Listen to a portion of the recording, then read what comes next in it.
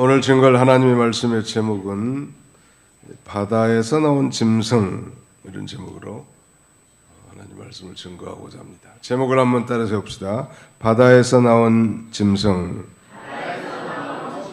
오늘 본문은 이제 요한계시록 12장과 연속되는 연결된 내용인데, 여기 13장은 성도들에 대한 이 사단의 계속적인 핍박이 이제 언급되어 있습니다. 그래서 이건 이 바다에서 나온 짐승과 그 다음에는 땅에서 올라온 이 짐승의 환상으로 구분되는데요. 오늘 살펴보고자 하는 것은 13장 상반부 1절로 10절까지의 내용인데, 바다에서 나온 짐승에 대해서, 그 다음에 다음 시간에 살펴보고자 하는 내용은 이제 땅에서 올라온 짐승에 대해서 살펴보고자 합니다. 특별히 12장에서 언급한 이 사단과 교회의 이 영적 투쟁은 이제는 그 용의 권세를 받은 짐승과의 이 싸움으로 변화되고 있는데, 이것은 바로 이 짐승들은 용의 하수인들이라고 말할 수 있습니다. 이 교회에 대한 이 사단의 핍박의 양면성을 보여주는데요. 좀 어렵죠. 바다에서 나온 짐승. 바다는 곧 이 세상을 가리키고, 짐승은 이미 그 사단인 붉은 용으로부터 권세를 받은 적 그리스도나 또 적 그리스도의 세력을 가리킨다고 할 수 있겠어요. 바다는 세상을 가리키고, 짐승은 세상 나라란 말, 한마디로 세상 나라, 즉 기독교를 대적하는 세상 나라, 또 기독교를 대적하는 적그리스도 세력, 그게 바로 이 짐승이라고 표현했습니다. 왜 짐승이라고 했을까? 짐승의 특징은 그 물고 찢고 해하려고 하는 그런 본능이 있단 말이에요. 그래서 여기 2절 말씀해 보시면, 내가 본 짐승은 표범과 비슷하고 그 발은 곰의 발 같고 그 입은 사자의 입 같은데 용이 자기의 능력과 보좌와 큰 권세를 그에게 주었더라. 사도 요한이 환상 가운데 본 짐승은 표범과 같고 곰의 발과 같고 또 사자의 입과 같다는 말. 표범, 아주 무자비한 그런 짐승이죠. 그 다음에 이 발은 곰의 발 같고 그랬는데, 이 곰은 아주 힘이 세단 말이에요. 힘과 끈기의 동물이죠. 사자는 백수의 왕으로서 이 권세와 지배력을 갖는데, 즉 이 말세에는 특별히 이 세상 나라가 그런 이 강력한 그런 권세를 가지고 교회를 핍박하고 성도들을 대적하고 하나님을 대적하게 될 것을 가르쳐 주는 거예요. 과거에도 그런 일들이 쭉 있어 왔지만, 특별히 이제 예수님 재림 직전에 이런 강력한 적그리스도의 국가가 등장해서 기독교를 전멸할 수 있단 말. 마치 과거 유대 나라의 이 수리아의 안디오코스 에피파네스가 침략에 들어와가지고 매일 드리는 예배를 다 폐하게 만들 만큼 안식일을 지키지 못하게 하고, 그런 시대가 반드시 이 말세에도 한번 오게 될 것을 가르쳐 주는 거예요. 우리는 이 말씀을 배우면서 앞으로 그런 세대가 오는 기미가 보이면, 지금도 그건 어느 정도 느낄 수 있는데, 항상 대비하고 또 인내와 믿음으로써 그것을 잘 이겨나가야 합니다. 왜 세상이 예수를 믿는 사람, 성도를 미워하는가?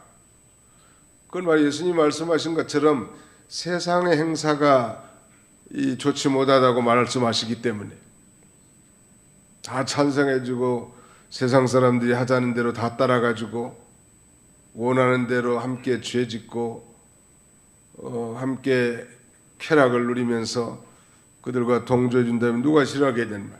그건 옳지 않다고, 우리는 그건 따라갈 수 없다고 이렇게 말하니까 당연히 핍박이 온 거고, 우리가 곧 구원받은 성도들이 이 세상에 속한 게 아니고 예수 그리스도께 속한 자 되었기 때문에 핍박은 그건 우리 앞에 당연히 놓인 대가라고 할 수 있겠습니다.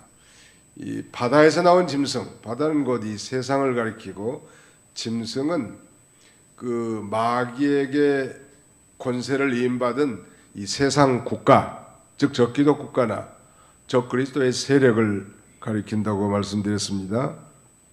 이 사도 요한이 환상 가운데 보니 짐승이 전에 있던 어떤 나라보다도 아주 더 무서운 권력을 소유해서 그리스도와 그리스도의 나라를 대적하고 하나님의 이름을 모독하는, 그야말로 신성 모독한 이런 일이 있게 될 것을 가르쳐 주는 거예요. 역사적으로도 그런 일들이 많이 있어 왔지만 역사의 마지막 시대에 우리 그리스도의 재림 전에 이런 전무후무한 이 대적자 적그리스도가 등장하게 되게 될 것이고, 우리 성도와 교회는 그 적그리스도의 세력에 일시적으로 패하게 될 것입니다. 그러나 거기서 만약에 패한다면 우리가 절망할 수밖에 없지만, 일시적으로 실패하지만 예수 그리스도의 재림으로 말미암아 우리는 그 영광 중에 주님을 상봉하고 그 하나님의 나라에 동참하게 될 최후의 승리자는 바로 우리 교회고 그리스도의, 믿으시면 아멘 합시다. 네, 우리는 최후의 승리자들. 한번 잡시다. 우리는 최후의 승리자들입니다. 마지막 웃는 자가 승리하는 거 아니? 그 축구 경기도 보면은 잘 나가다가 뭐 연장 5분을 줬는데 5분도 4분이 다 지나고, 지난번에 보니까 유럽의 그 챔피언스 리그라고 하는 그 팀이 있는데 정말 잘한 팀들이 많이 떨어졌어요. 그리고 우리 한국의 손흥민 선수가 참여한 이 토트넘이라고 하는, 잉글랜드의 토트넘이라고 하는 이 프로축구 팀이 그 챔피언스 리그의 결승전에 올라가는 거예요. 기대하시라고. 6월 2일 날 중계한다고, 6월 2일 날 경기를 한다는, 대단한 거예요. 옛날에 박지성 씨도 거기 챔피언스 리그에 한번 올라가서 우승한 적이 있다. 박지성 선수가 가입한 그 팀이 이름이 뭐예요? 예? 네, 맨체스터 유나이티드. 맨체스터 팀에 한번 챔피언스 리그 우승을 했는데, 이번에도 손흥민 선수가 가입한 토트넘 팀이 좀 이겼으면 좋겠어요. 근데 그 결승 올라오는데 보니까 이번 두 결승 붙을 상대가 리버풀이라고 하는 팀하고 토트넘인데, 꼭 제가 축구 종교하는 것 같은데 지금 그건 아닙니다. 절대. 아슬아슬하게 마지막 순간에다 그 역전 드라마를 일으키면서, 토트넘 같은 경우는 마지막 불과 뭐 1분도 아니고 30초도 아닌 것 같아요. 거의 시간이 다 된 거예요. 연장 시간까지 거의 다 끝날 무렵에 한 선수가 해트트릭을 기록해가지고 동점이지만 원정 경기의 다득점자인 토트넘이 올라가게 된 거예요. 우리 목사님은 성경을 안 읽고 맨 축구만 보는가 보구나. 그렇게 생각하지 마라.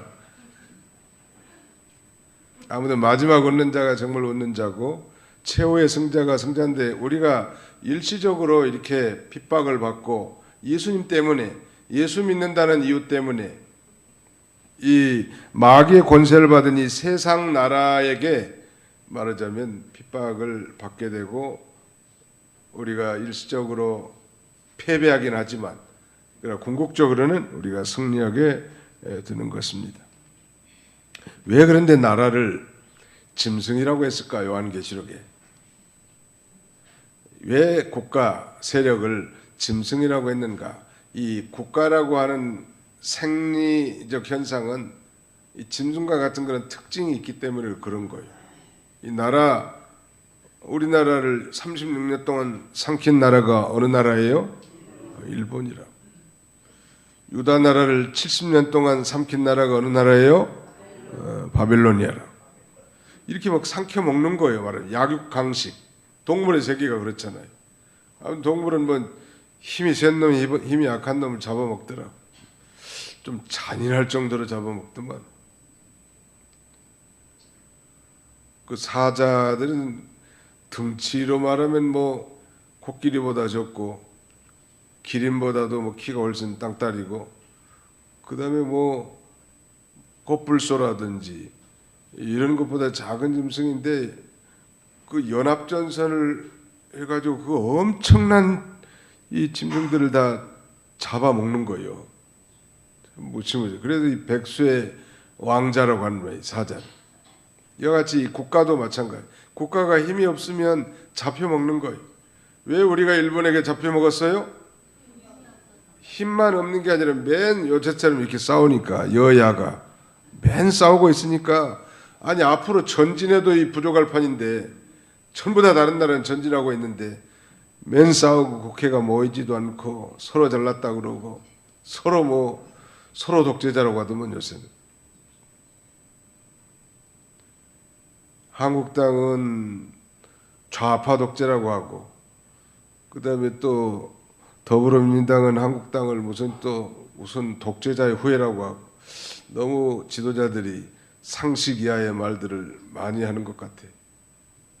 서로 존중하면서, 한쪽에 좀 돼 있다면 말이죠. 서로 존중하면서 어떻게든지 이 국정을 잘 이끌어 나가야 되겠는데 맨 싸우는 거예요. 주도권을 쟁취하려고. 특별히 내년에 이 총선, 국회의원 선거가 있으니까 거기에서 안 밀리려고 하죠. 야, 한 치의 양보도 없는 거예요. 그러면 둘 다 죽는 거예요. 근데 이와 같이 국가라고 하는 것은 생리적으로 짐승처럼 약한 걸 잡아먹는 거예요. 나는 개인적으로 뭐 친미주의자도 아니고 친중주의자도 아닙니다.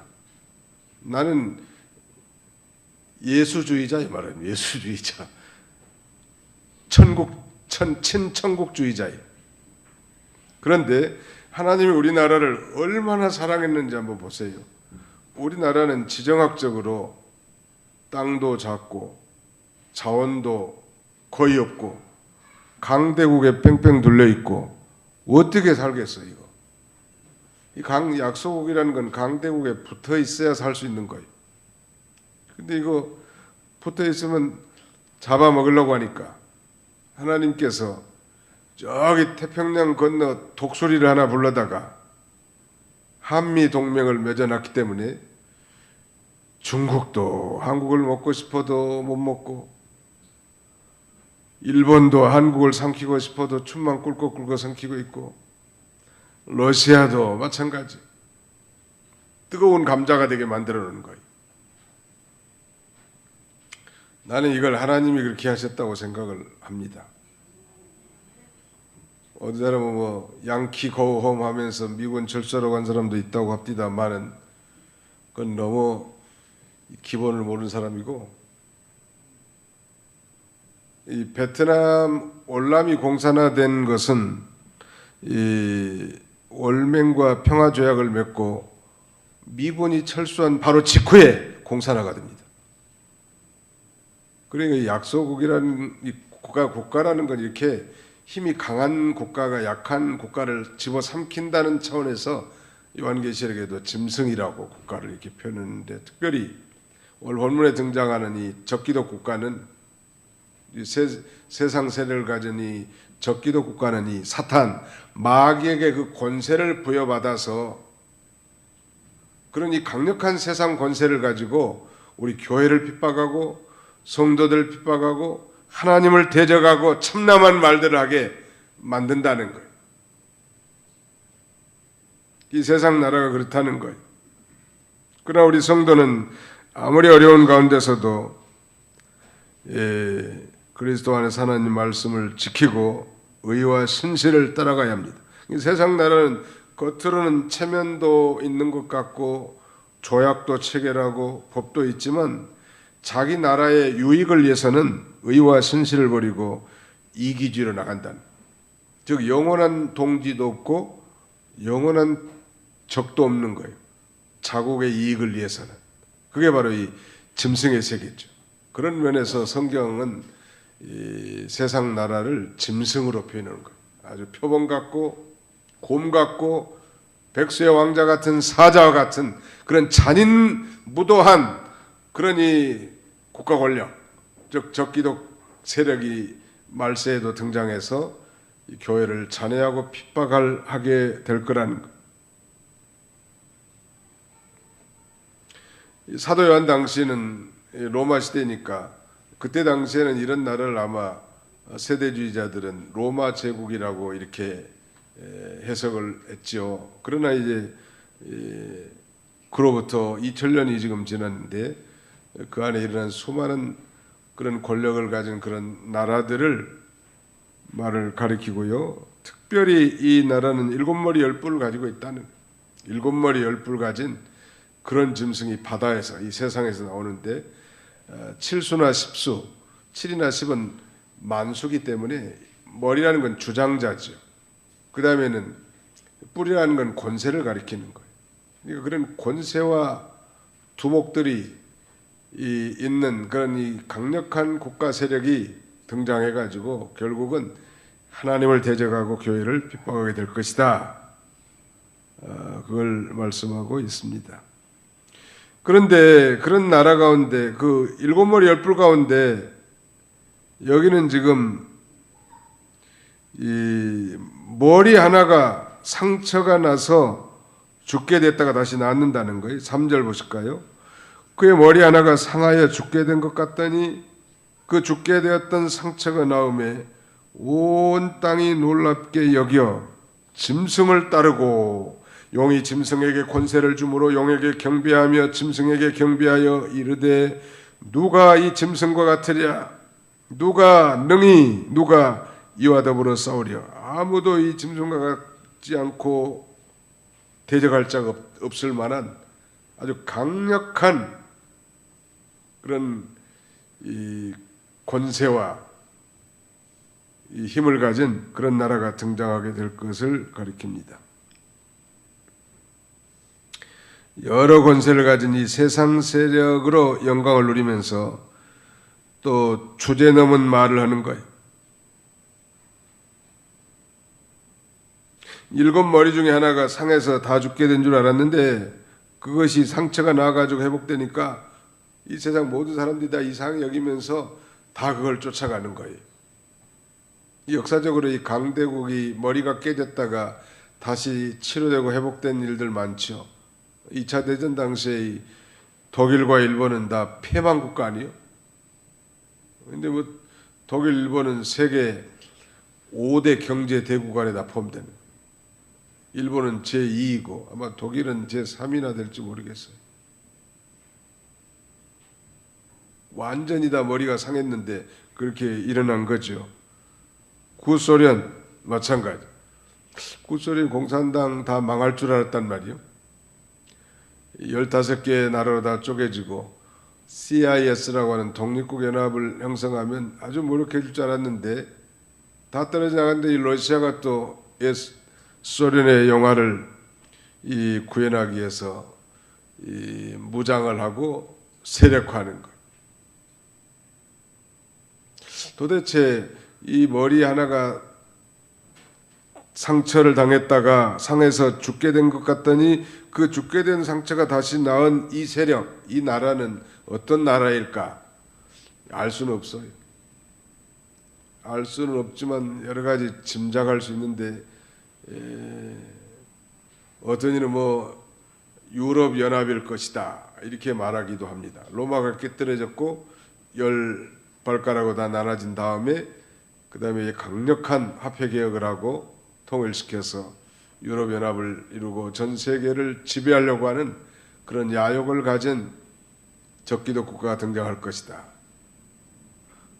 뭐 그럴 듯한 것 같지만 그렇다고 단정할 수 없어요. 어느 특정한 시대에 단정할 수가 없다. 미국에 가보니까 미국은 지금부터 뭐 3, 40년 전까지만 해도 굉장한 기독교 국가고 선한 국가였지만 요새 트럼프 대통령 하는 거 보면 한심하기 짝이 없고 이 세력 역시 적기독 국가 세력을 갖추지 않겠나는 그런 우려도 났습니다.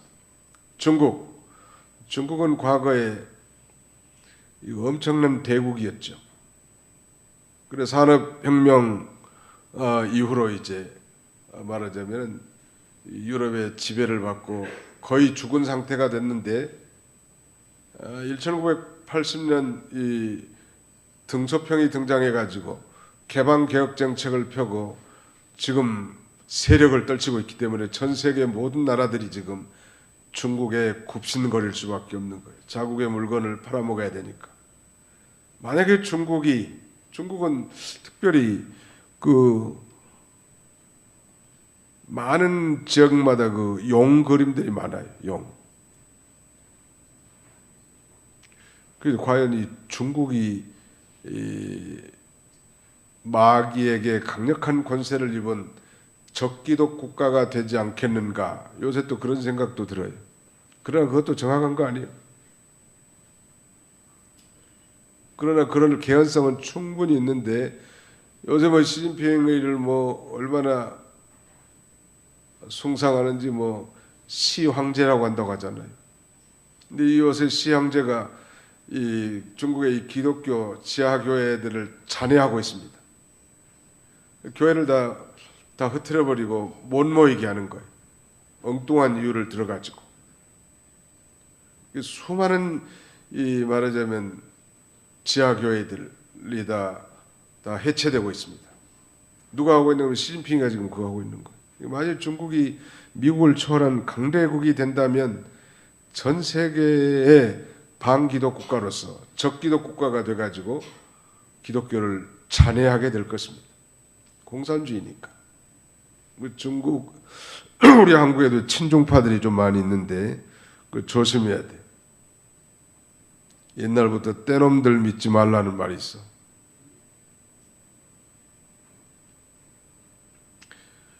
미국도 믿지 마라. 우리의 믿을 대상은 누구밖에 없어요? 하나님밖에 없는 거예요. 하나님이 미국 붙여줘서 이렇게 안보 동맹을 맺어가지고 안전한 거지. 아니 김정은이가 뭐 한국 무서워서 안 쳐들어왔겠어요? 한국 쳐들어온 건 미국과 선전포고하는 거하고 똑같단 말이에요. 미국과 전쟁하면 중국은 또 가만히 있겠냐는 말이에요. 그러니까 세계 전쟁이 일어나기 때문에 이게 뜨거운 감자처럼 전쟁이 못 일어나지만 그럼 언젠가는 한번 일어날 거예요. 언젠가는 한번 일어난다. 그래서 언젠가 이 강력한 표본 같고 곰 같고 사자 같은 그런 잔인무도한 정권이 들어서서 우리 기독교를 잔멸하게 될 것입니다. 그러면 이제 우리 주일날 교회 못 나오는 거예요. 예배도 못 드리는 거예요. 이북이 지금 그런 상태잖아요. 아마 그런 상태가 전 세계적으로 있을 가능성이 충분히 있단 말이에요. 머리 하나가 상처나서 이렇게 죽게 되어서 낫게 됐다는 다시 회복되어서 세력이 심히 강대하고 큰 권세를 마귀에게 받았기 때문에 세상 사람들이 그 권세에 경배하면서 누가 이 짐승과 같이 강력한 자가 누가 있겠는가.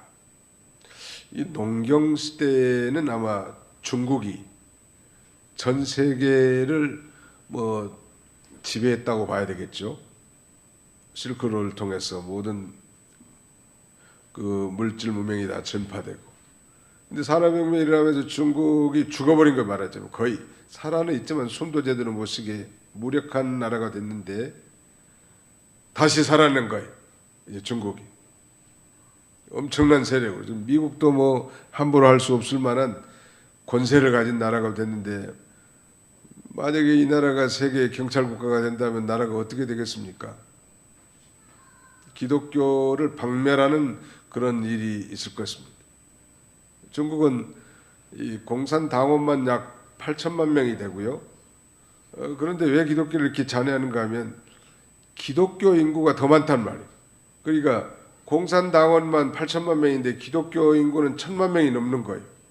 그러니까 이 기독교 세력에 우리가 이 위협을 받는 거죠. 이 중국 공산당이. 과거에도 뭐 아편 전쟁도 선교사를 통해서 점령당했다고 하는 그런 강력한 기독교에 대한 피해 의식을 중국이 가지고 있죠. 그래서 기독교를 핍박하는 거예요. 이 공산주의는 유물론 사관을 가지고 있기 때문에 인간은 물질이라는 거예요. 영혼의 존재를 믿지 않는다는 말. 우리의 기독교는 하나님이 인간을 독특하게 영혼 있게 지으셔서 그 영혼으로 하나님을 섬기고 예배하고 하나님과 교통함으로 행복을 누리게 했단 말이에요.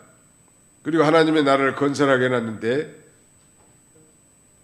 그 인간 하나의 노동력, 물질로만 생각하니까 노동자들이 우대하는 사회를 건설한다. 실제로는 그 지배계층들이 다 부귀영화를 다 누리는데 말이 그렇게 나가는 거예요. 아무튼 이 짐승의 그러면 세도 기간이 얼마나 될까? 거기 한번 읽어봅시다. 5절 같이 읽습니다. 시작. 또 짐승이 과장되고 신성모독을 말하는 입을 받고 또 42달 동안 일할 권세를 받으니라. 짐승의 세도 기간이 얼마나 돼요? 42달. 이건 7년 대할란의 절반이. 42달은 3년 반이죠. 한 때와 두 때와 반 때. 1260일. 그 다음에는 42달. 다 같은 내용이. 이 세상의 세력이 강해지면 교만해져서 이 세상 세력들은 하나님의 자리에 올라가는 거예요. 요새 아주 뭐 시진핑이가 하나님 자리에 많이 올라가 있다고 하죠. 과거에 김일성이가 그랬고 지금 김정은도 마찬가지. 너무 죽게 올려 생기니까 올리니까 너무 그러지 말라고 그런다잖아요. 김정은이. 너무 신성화시키지 나를 너무 신성화시키지 말라. 과거에 바벨로니안 느부갓네살 왕도 마찬가지. 자기가 이 이방 나라들 많이 점령하니까 교만해가지고 낯소리 3번 하다가 7년 동안 정신병에 걸려가지고 풀 뜯어 먹으면서 이슬 맞으면서 방황하게 만들어놓은 거예요. 이 나라가 부강하고 절대 권력을 가진 국가가 등장하면 그 지도자가 교만해가지고 자기를 신처럼 대우해 주길 원하고 또 백성들은 알아서 대우하는 거예요. 과거에는 네로가 그랬고 도미티안 황제도 그랬단 말이에요. 나를 주님으로 불러라. 이런 황당무계한 어명을 내린 거예요. 백성들에게. 얼마나 이 참남한 말이냐는 말이에요. 하나님만이 우리의 유일한 주님이신데 인간 왕이 자기를 주님으로 구세주로 여겨달라는 거예요. 여기 지금 5절에 짐승이 과장되고 그 세상 권력 가진 그 짐승의 나라가 과장되고 신성모독을 말하는 입을 받았단 말이에요. 하나님 앞에 이 참남한 말을 하게 된다는 거예요. 하나님을 무시하는 말, 주제넘는 말을 하는 거예요. 하나님 앞에서 자기 위치를 잘 지키고 자기 직무를 다 준행하려고 하지 않고 하나님을 대항하는 일까지 한다는 거예요. 그런 면에서 우리 믿는 사람들은 항상 자기 자리 잘 지키고 겸손히 맡은 자리에서 자기의 직무에 충실하면 돼. 사람이 처음부터 교만한 사람이 없어요. 잘 나가다가 좀 뭔가 좀 괜찮아지면 교만해지기 쉽다. 자기도 모르게. 교만하면 망하는 거예요. 그 대신. 한번 잡시다. 교만하지 맙시다. 항상 그렇게 교만하지 말고 조금 뭔가 쭉 올라오려면 콱 잡아 망치로 때려 패라. 옛날에는 그 가게 앞에 쥐 잡는 거 있는데 그 나무 망치로 치잖아요. 치면 또 올라와. 근데 그 애들이 한마디씩 해. 때려, 또 때려, 어쭈 이러면서 계속 툭툭 튀어나온다는 말이에요. 우리의 교만이 그렇게 튀어나와. 아무리 세상 나라도 그래. 제가 그 90년대 중반에 중국에 자주 댕겼다고 그랬죠. 1년에 2번씩 댕겼는데 한 번 갈 때마다 한 달씩이요. 성경 가르치러 댕겼는데 그때 우리나라 돈 10,000원이면 중국 돈 100원이요. 그러니까 이 중국 택시기사나 중국 사람들이 한국을 상당히 우러러 본 거예요. 잘 살고 자기들은 못 사니까. 그러니까 우리나라 10,000원이면 중국 돈 100원이면 상당히 큰데 이제 한국이 점점 이제 중국한테 처지는 거예요. 돈 가치도 떨어지고. 그래서 우리나라 돈 10,000원 가져갔는데 한참 많이 떨어질 때는 50원 정도밖에 안 하는 거예요. 그러니까 사람들이 한국 사람들 이제 무시하기 시작해요. 요새 한국 얼마나 약보잖아요, 중국이. 옛날에는 안 그랬어. 적어도 20-30년 전만 해도요. 우리한테 엄청 배우기도 하고, 우리도 뭐 엄청 퍼 갖다 줬죠. 뭐 성경만 가르쳐 주나요? 가면 그 성도들이 정성껏 연보한 거 다 갖다가 구제하고 다 그러지. 난 그래서 이 중국이 저렇게 발전하는 것은 우리 한국 선교사들이 기여한 바가 크다고 생각해. 성경만 가르쳐 준 게 아니야. 물질도 뭐 퍼 갖다 줬다. 근데 이제 자기들이 어느 정도 좀 살다 보니까 한국 사람 무시하네. 나라도 그렇고 개인도 그래. 교만한 거 하나님, 교만한 자 물리치신다는 말. 겸손한 자에게 은혜를 베풀어 주시고, 이 짐승의 특성에 대해 지금 6절까지 쭉 말씀하고 있는데, 아무튼 요점 요약하자면 이 짐승은 사단에게서 그 권세를 받았다는, 영은 사단의 상징이라고 그랬죠. 그러니까 이 짐승, 이 세상 적기도 국가, 이 세상 나라들은 사단에게서 그 권세를 받아서 사용한다는 걸 우리가 알 수 있고요. 말세의 마지막 때 나타날 적그리스도도 마찬가지.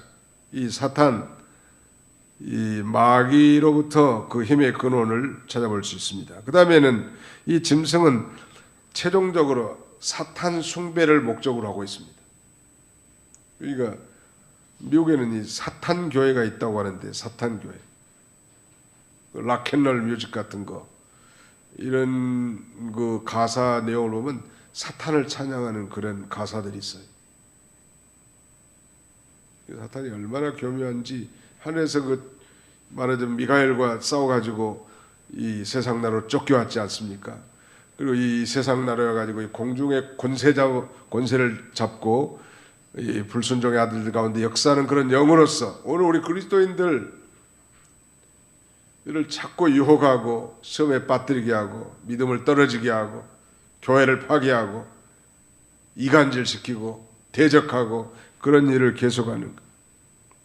이 짐승은, 이 적기도 국가는 하나님의 이름을 해방하고 성도들을 핍박하는 일이 그들의 자비야. 이 하나님, 우리의 잡은 뭐요? 하나님께 영광을 돌리고 성도들을 사랑하고 하나님의 나라를 세워나가는 것이 우리의 잡이란, 우리의 일이란 말. 6절 보실까요? 짐승이 입을 벌려 하나님을 향하여 비방하되 그의 이름과 그의 장막 곧 하늘에 사는 자들을 비방하더라. 마귀가 짐승에게 권세를 주니까 교만해가지고 하나님을 해방한다는 거요. 그리고 하나님의 이름을 해방하고 천국을 또 해방하는 거요. 이미 구원받아 천국에 간 자들. 또 마귀의 세력은 항상 하나님과 하나님의 나라를 해방하고 거역하는 것입니다. 또 이제 7절로 10절까지 내용은 뭔가 하면 짐승이 성도들을 핍박하는 내용이 나옵니다. 7절, 또 권세를 받아 성도들과 싸워 이기게 되고 각 족속과 백성과 방언과 나라를 다스리는 권세를 받으니 죽임을 당한 어린 양의 생명책의 창세 이후로 이름이 기록되지 못하고 이 땅에 사는 자들은 다 그 짐승에게 경배하리라. 누구든지 귀가 있거든 들을지어다. 이 적기도 국가와 세력이 성도와 싸워서 이긴다는, 이거 성도가 일시적으로 실패한다고 그랬죠. 일시적인 승리라는 거예요. 마귀의 사주를 받은, 마귀로부터 권세를 받은 적기독 국가와 세력들이 승리하게 될 걸 가리키는 거예요. 이때 어떤 사람들이 그 짐승에게 경배한다고 했습니까? 8절, 우리 요 절인데 같이 한번 읽어봅시다. 시작. 죽임을 당한 어린 양의 생명책에 창세 이후로 이름이 기록되지 못하고 이 땅에 사는 자들은 다 그 짐승에게 경배하리라. 누가 그 짐승, 적기도 국가에게 경배한다고 했습니까? 어린 양의 생명책에 기록되지 못한 자. 옛날 성경으로 말하면 이 생명책에 농명되지 못한 자, 이 죽임을 당한 어린 양의 생명책에 창세 이후로 기록되지 못하고 이 땅에 사는 자들, 한마디로 말하면 예수 믿지 않는 자들이고, 더 정확하게 말하자면 속죄의 신앙을 갖지 않는 자라고 말할 수 있겠습니다. 오늘 종교에는 해당되지 않죠. 정말 예수 그리스도를 자신의 구주로 영접하고 모든 죄를 용서받아 하나님의 자녀가 된 자들, 이건 바로 어린 양의 생명책에 기록된 자들이에요. 믿으시기 바랍니다. 따라서 합시다. 예수 믿는 자들은 어린 양의 생명책에 기록된 자들입니다. 그 기록된 이름이 지어질까요? 안 지어질까요? 결코 안 지어져. 한번 새겨지면 지어질까 봐 겁낼 거 없다. 그런데 이 강력한 적그리스도 세력, 그 국가가 등장하면 이제 모든 이 생명체에 기록되지 않은 불택자라고 해도 과언이 아니겠죠. 불택자. 하나님께 속하지 않는 자들은 다 그 앞에 무릎을 꿇게 되고 경배하게 될 것 같아요. 만약에 그런 적기도 세력이 최 목사한테 와가지고, 최익은 목사, 당신 지금 예수를 부정하고 우리 적기도 세력을 쫓는다고 말하지 않는다면 단칼에 죽이겠소. 선택하시오. 그러면 제가 어떻게 말하겠죠? 네? 예. 아마 지금 마음은 그 마음이에요. 뭐 살면 또 얼마나 더 살겠어요. 이제 뭐 한갑 지났으니까 죽어도 되는 거지. 그러나 신앙 양심상 내가 죽었으면 죽었지 예수를 어떻게 부인할 수 있겠냐는 말이에요. 그 예수 그리스도의 이 피로 말미암아 모든 죄를 용서받아 하나님의 자녀가 됐고 저 영혼은 하늘의 어린 양의 생명책에 이름이 기록됐는데 지금 죽으면 더 좋은 거 아니에요. 그런데 이제 그렇게 하면서 못한다 그러면 빵 해가지고 죽이면 좋겠는데, 손가락 하나 자르고 혓바닥 좀 내라 그래가지고 한 3분의 1 정도 자르고 뺀지 가지고 이빨 하나씩 생이빨 뽑으면서 그래도 부인하겠느냐? 그래도 부인하죠. 부인하는데 만약에 이제 정신이 획 가버린 이제 비성장적인 정신 상태에서 혹시 헛소리는 할지 몰라도 우리가 그럴 수는 없는 거죠.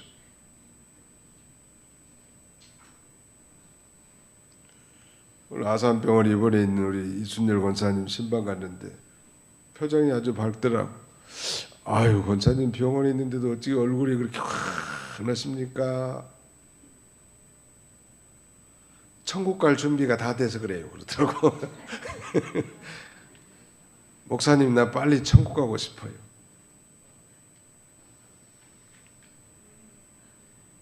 이제 목사님이 신방 왔으니까 됐어요. 나는 여한이 없다는 거지. 그렇게 무슨 섭섭한 말씀을 하고 계시냐. 교인들이 다 보고 싶어하고 건강해서 다시 퇴원해가지고 교회 가셔야지. 요새 전도하기도 힘든데 자꾸 천당만 가면 교인들이 팍팍 죽을 거 아니에요. 아무튼 근데 참 감사한 건 그렇게 이제는 뭐 미련이 없다 이거요. 하나님 앞에 빨리 갔으면 좋겠다는. 아니 뭐 하나님 앞에 빨리 갔으면 좋겠지만 뭐 자기 마음대로 되는가? 하나님이 정한 때에 가는 거지. 그래도 참 감사한 것은 저런 그 신앙을 가지고 구원의 확신과 천국에 대한 분명한 소망을 가진다면 살아 있어도 감사하고 죽으면 더 감사하고 살아 있어도 기쁘고 죽으면 더 기쁘고 그런 신앙이 양통신앙이죠. 창세 이후로 어린 양의 생명책에 기록되지 않는 자는 그 강력한 적기독 세력 앞에 다 굴복하게 된다는 것. 그런데 그 반대로 창세 전에 어린 양의 생명책에 기록된 자는 결코 그 앞에, 그 짐승 앞에 경배하지 않아 할 수 없는 거죠. 정상적인 정신 상태 가지고. 예수님의 생명책에 기록된 자는 바로 하나님의 택한 백성이고 예수님을 믿고 새 생명을 받은 자들이죠. 또 새 생명의 길을 걸어가는 자이기 때문에 짐승에게 경배하지 않습니다. 특별히 속죄 신앙을 가진 자들만이 어린 양의 생명책에 그 이름이 기록된 것. 교회는 나왔지만 종교적인 그런 열심 가지고는 천국 들어갈 수 없어요. 예수님의 피가 나의 모든 죄를 다 해결해 놓으셨는가? 씻어 놓으셨는가? 그것이 성령으로 확실하게 믿어졌을 때 우리는 속죄 신앙을 가졌다 하고 그 사람의 구원은 확실한 거예요. 이 구원이라는 것은 죄에서의 구원이고 죄에서의 구원이라는 것은 죄의 문제가 다 해결됐기 때문에 정말 하나님 앞에 자신이 죄인이라는 사실을 직시하는 게 중요하죠. 그래서 예수님께서 이 세리마태 집에서 식사하면서 자기를 힐난하는 바리새인들 앞에 그렇게 말했잖아요. 건강한 자에게는 의원이 쓸데없고 병든 자에게는 쓸데있나니 내가 의인을 부르러 온 것이 아니라 죄인을 부르러 왔노라. 자칭 의인이라고 생각하고 자칭 의롭다고 생각한 사람하고는 예수님하고 상관없는 거예요. 우리 아담의 후손 자손으로 태어나서 원치 않는 죄인으로, 그것도 아주 영원한 진노 가운데 떨어질 수밖에 없는 비참한 죄인으로 출생한 자들인데 그 모든 죄를 예수님이 십자가에서 다 도말하셨다는 사실을 믿는 신앙, 이런 속죄의 신앙을 가진 자만이 그 짐승 앞에 결코 굴복할 수 없는 것입니다. 시간이 다 돼서 여기까지 마치고 오늘 이 사도 요한은 마지막 구절에 이렇게 말합니다. 누구든지 귀가 있거든 들을지어다. 신령한 영의 귀가 있는 사람은 듣고 깨달으라는 것. 우리가 이 죄를 회개하고 말씀과 성령으로 믿음의 길을 걸어가면 신령한 귀가 열려서 하나님의 말씀을 듣게 되고 마귀의 꾀임에 넘어가지 않는 거예요. 늘 깨어서 기도하고 말씀에 청렴하는 저와 여러분들이 다 되시기를 주님의 이름으로 축원합니다. 기도합시다.